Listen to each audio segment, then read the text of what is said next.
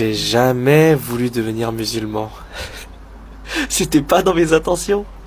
C'était pas quelque chose que j'avais fixé, que j'avais planifié. J'ai jamais eu l'intention de devenir musulman, j'étais même contre l'islam. Et ça, c'est la preuve que c'est Allah qui guide. Et tout ce que je peux dire, c'est Allahu Akbar. Alhamdulillah. Je suis tellement heureux que Allah m'a guidé vers l'islam. Et que Allah m'a permis de chercher la vérité et de déconstruire tous les mensonges que j'ai pu apprendre sur l'islam. Si je peux vous raconter un peu comment Allah m'a guidé vers l'islam.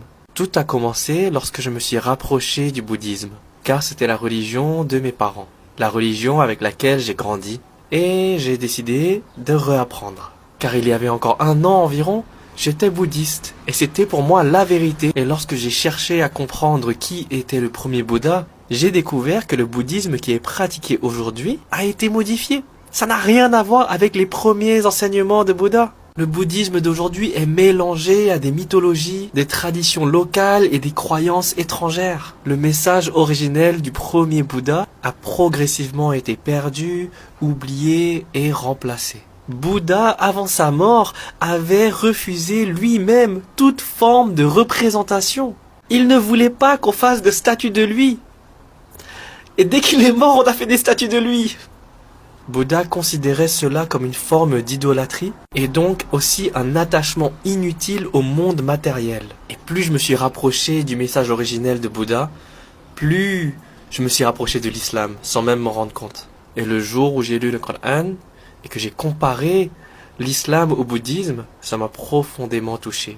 J'ai vu qu'il y avait tellement de similitudes par rapport aux enseignements de Bouddha et de l'islam. L'islam, c'est même pas une nouvelle religion en fait. C'est une religion qui nous ramène à l'essentiel. Les similitudes que j'ai pu remarquer entre les enseignements originels du bouddhisme et ceux de l'islam étaient par exemple le rejet de l'idolâtrie, la recherche de la vérité, la purification de l'âme, le détachement du monde matériel et le détachement des passions et des désirs, l'importance de l'intention et de la parole juste, de la sincérité. Le premier Bouddha parlait d'un éveil spirituel, c'est ça qu'il enseignait.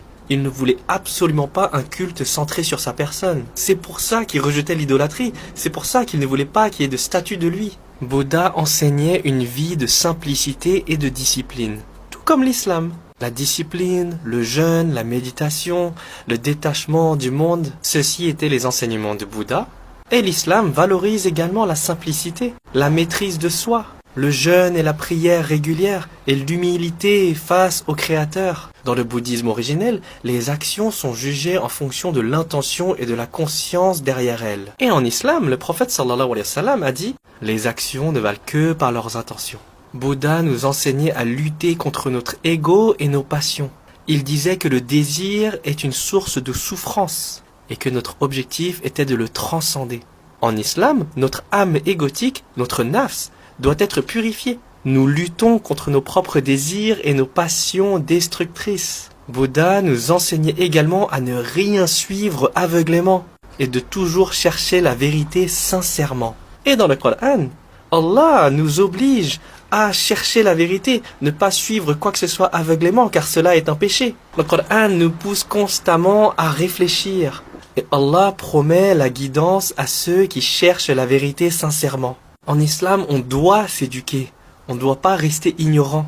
Le bouddhisme, c'était également la voie du milieu. Pas d'excès dans le plaisir, mais pas d'excès dans la privation également. Et c'est ce que l'islam enseigne aussi.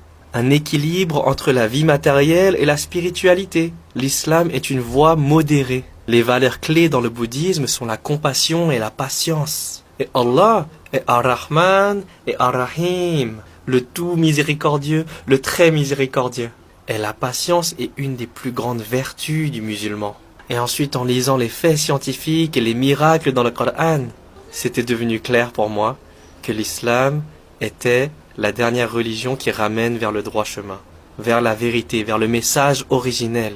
Je pouvais plus nier que le Coran vient bel et bien du créateur de l'univers. Et alhamdulillah, aujourd'hui je suis musulman. Allah m'a guidé vers l'islam et c'est le meilleur cadeau que j'ai pu recevoir de mon Seigneur. Alhamdulillah. Allahu Akbar.